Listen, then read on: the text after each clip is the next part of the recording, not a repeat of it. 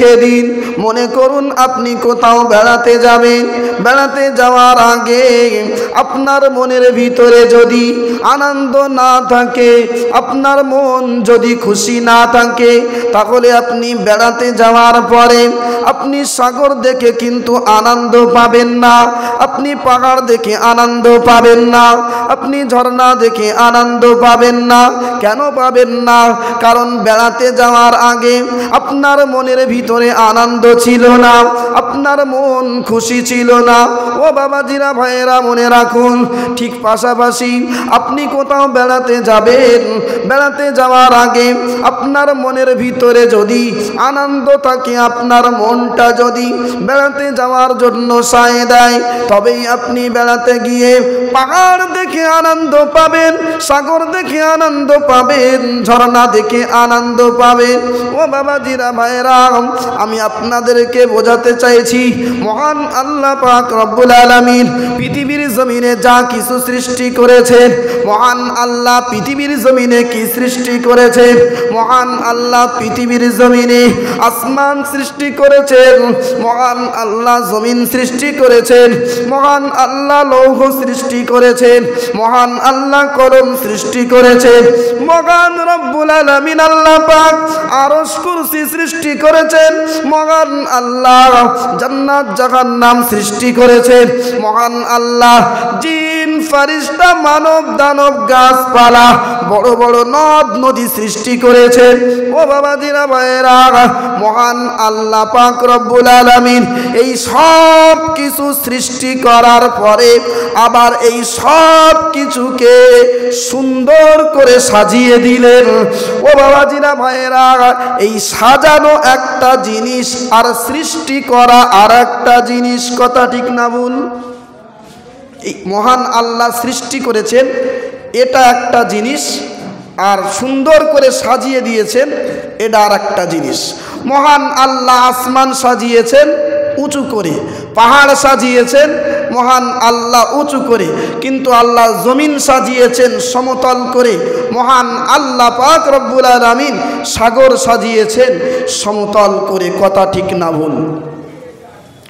ও সোনার মানিক যুবকেরা, ও আমার আব্বারা, ভাইয়েরা, মায়েরা, মনে রেখে দিন, মহান আল্লাহ সৃষ্টি করলেন এবং সুন্দর করে সাজিয়ে দিলেন। কোন জায়গায় কোন পাহাড় যাবে, কোন জায়গায় কোন সাগর যাবে, কোন জায়গায় কোন ঝর্ণা যাবে, কোন জায়গায় কোন গাছ যাবে, কোন জায়গায় কোন নদী যাবে। ও বাবাজিরা, ভাইয়েরা, কোন জায়গায় কোন মানুষ যাবে, আবার কোন মানুষ আমেরিকায় যাবে, কোন মানুষ ফ্রান্সে যাবে, কোন মানুষ ইন্ডিয়াতে থাকবে, কোন মানুষ বাংলাদেশে যাবে। আবার মহান রব্বুল আলামিন আল্লাহ পাক ইন্ডিয়ার ভিতরে সুন্দর করে সাজিয়ে দিলেন। কোন মানুষ দিল্লি যাবে, কোন মানুষ মুম্বাইতে যাবে, কোন মানুষ সোলাদানাতে থাকবে, সব কিছু মহান আল্লাহ পাক রব্বুল আলামিন সুন্দর করে সাজিয়ে দিলেন। এখন দয়া করে একটু বলবেন, আমি আপনাদের কাছে জিজ্ঞাসা করি, মহান আল্লাহর এই প্রত্যেকটা জিনিস সৃষ্টি করা আর সুন্দর করে সাজানোর পিছনে কোনো না কোনো কারণ আছে না নাই? আল্লাহ কারণ ছাড়াই কি কোনো কিছু করে? প্রত্যেকটা জিনিসের পিছনে কোনো না কোনো কারণ অবশ্যই রয়েছে। মহান আল্লাহ বললেন, তোমরা গরু খাও, গরু তোমাদের জন্য খাওয়া হালাল। মহান আল্লাহ বললেন, তোমরা কুকুর খেও না, কুকুর তোমাদের জন্য হারাম। এর পিছনে কারণ অবশ্যই আছে।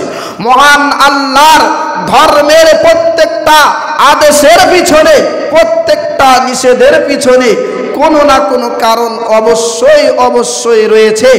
যারা ওই কারণগুলোকে খুঁজে বার করে আমল করতে পারবে, তারাই প্রকৃতপক্ষে ওই আমলের ভিতরে মজা পাবে। আজকের আমি আপনি নামাজ পড়ি, আমি আপনি দান সদকা করি, কিন্তু আমি আপনি ওই আমলের ভিতরে মজা পাই না। কেন পাই না? কারণ ওর কারণটাই আমরা বুঝি না। ওই কারণটাই যদি আমি আপনি বুঝে আমল করতে পারি, তবেই মহান আল্লাহ পাক রব্বুল আলামিন আমার আপনার ওই আমলের ভিতরে মজা দান করবেন। জোরে সোরে বলুন সুবহানাল্লাহ। ও সোনার মানিক যুবকেরা, ও আমার আব্বারা ভাইয়েরা মায়েরা, মনে রেখে দিন, মহান আল্লাহ পাক রব্বুল আলামিন জান্নাত জাহান্নাম আসমান জমিন সব কিছু সৃষ্টি করার পরে মহান আল্লাহ সর্বশেষে একটা জিনিস সৃষ্টি করলেন। ওই সৃষ্টিটার নাম হলো আহসানুল খলকি ইনসানুন। মহান আল্লাহর কাছে সব থেকে সুন্দর সৃষ্টি, সব থেকে দামি সৃষ্টি, সেই সৃষ্টিটার নাম হলো মানুষ। মানুষ মানুষ একটু জোরে সোরে বলুন সুবহানাল্লাহ, আরো একবার মহব্বত করে বলুন সুবহানাল্লাহ। সব কিছু সৃষ্টি করার পরে সর্বশেষে একটা জিনিস সৃষ্টি করলেন, সেই সৃষ্টিটার নাম হলো আহসানুল খলকি ইনসানুন।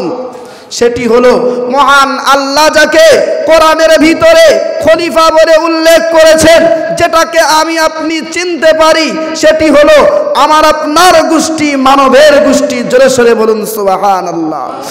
ও সোনার মানিক যুবকেরা, ও আমার আব্বারা ভাইয়েরা মায়েরা, মনে রেখে দিন, কোন আল্লাহ সৃষ্টি করেছেন, তার পাওয়ার কেমন, তিনি কেমন ক্ষমতার অধিকারী।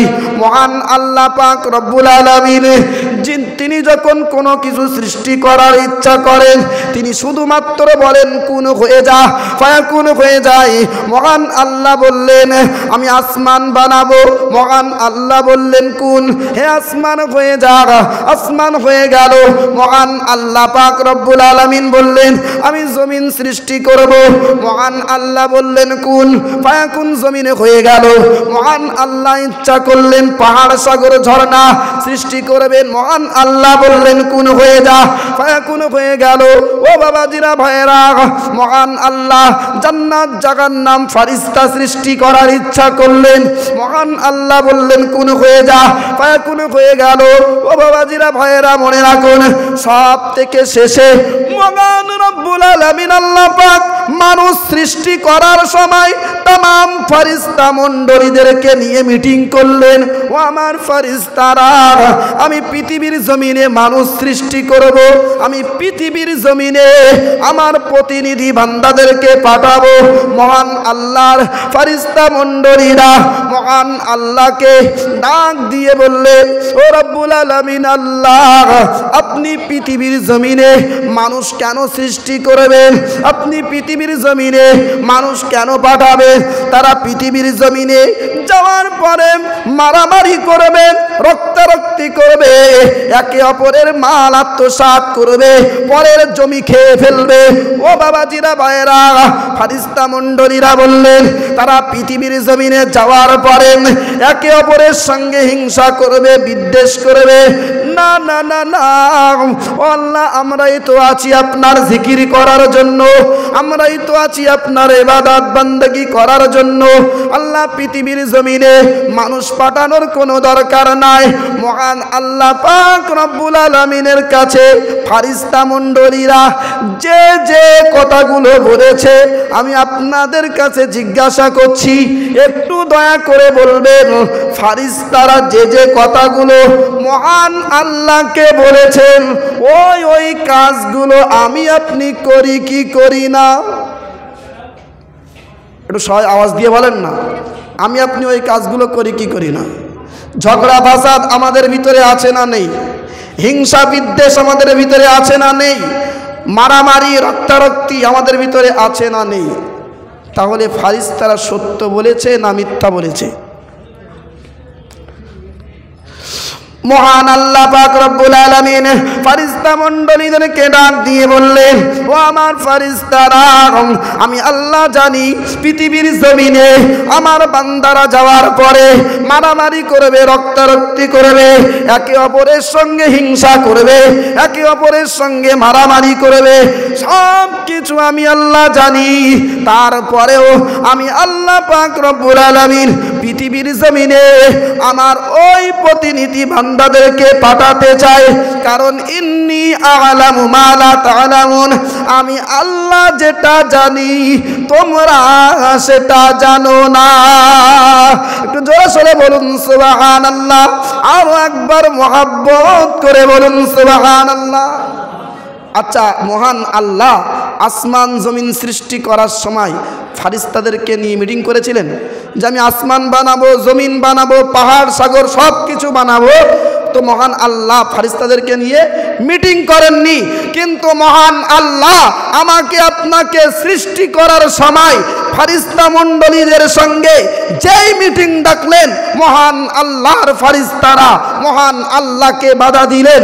মহান আল্লাহ পাক রব্বুল আলামিন ফারিস্তা মণ্ডলীদেরকে ডাক দিয়ে বলেছিলেন, ও আমার ফারিস্তারা, তোমরা শুনে রাখো, আমি আল্লাহ পাক রব্বুল আলামিন গোটা মানব জাতিকে আমি আল্লাহ আমার মহব্বত দ্বারাই সৃষ্টি করব। জোরে সোরে বলুন সুবহানাল্লাহ, আরো একবার মহব্বত করে বলুন সুবহানাল্লাহ।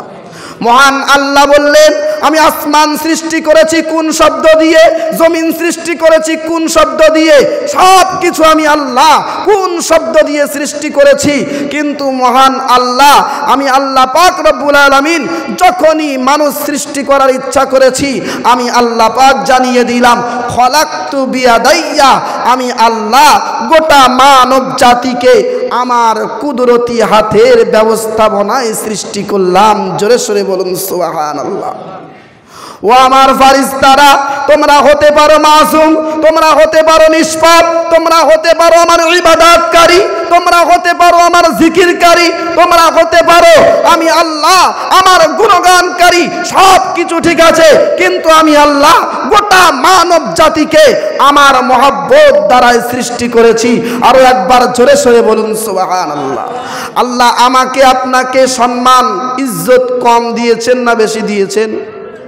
তাহলে আমার আপনার সম্মান কত উপরে, আমার আপনার সম্মান কত উপরে, আমার আপনার ইজ্জত কত উপরে, আমার আপনার মর্যাদা কত উপরে। তাহলে আমি আপনি কেন নিচে চলে যাচ্ছি, আমি আপনি কেন থার্ড ক্লাস হয়ে যাচ্ছি?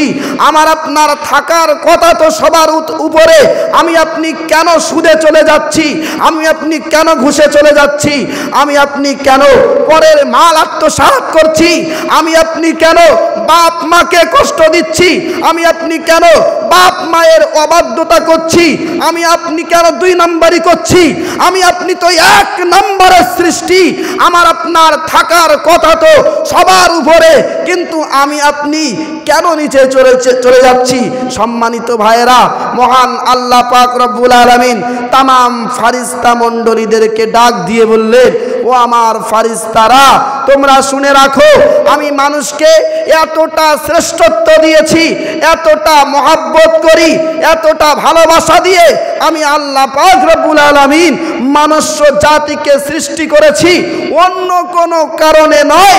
আমার হায়াতুন নবী, আমার জিন্দা নবী, আখানা জান্নাতের মালিক নবী, ওয়ারাফানা লাকা যিকরাক ওয়ালা নবী, ইন্না আ'তাইনাকাল কাউসারের নবী, অন্য কোন রূপে নয়, মানবের রূপে রূপ ধারণ করে আমার নবী দুনিয়ার জমিনে যাবে বলে আমি আল্লাহ পাক রব্বুল আলামিন সব কোয়ালিটি বাদ দিয়ে, সব কিছু বাদ দিয়ে আমি আল্লাহ ওই নবীর দিকে তাকিয়ে গোটা মানব জাতিকে আমি আল্লাহ শ্রেষ্ঠ বানিয়ে দিলাম। জোরে সোরে বলুন সুবহানাল্লাহ, একটু আওয়াজ দিয়ে বলেন না সুবহানাল্লাহ। তাহলে আমার আপনার সম্মান আছে না নেই? কার জন্য আছে? আমার আপনার নবীর জন্য আল্লাহ আমাকে আপনাকে এতটা সম্মান ইজ্জত দান করেছেন। ও সোনার মানিক যুবকেরা, সময় অত্যন্ত সংক্ষেপ, আমাকে আপনাকে কবরে যেতে হবে। কবরে যাওয়ার পরে একদিন ওই কবর থেকে ওঠানো হবে। মহান আল্লাহ ফারিস্তা জিবরাইল আলাইহিস সালামকে ডাক দিয়ে বললে, ও আমার ফারিস্তারা, বিচারের ব্যবস্থা করো। ও আমার ফারিস্তা জিবরাইল, বিচারের কার্য শুরু করে দাও।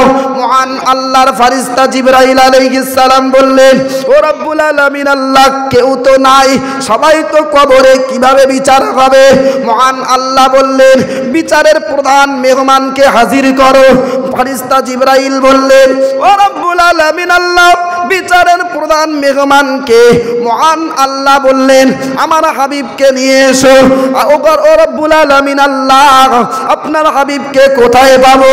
হযরতে জিবরাইল আলাইহিস সালাম বললেন, মহান আল্লাহ বললেন ও আমার ফেরেশতারা তুমি শুনে রাখো, যেখান থেকে নূরের প্রদীপ বার হচ্ছে ওই জায়গায় গিয়ে আমার নবীকে নিয়ে এসো।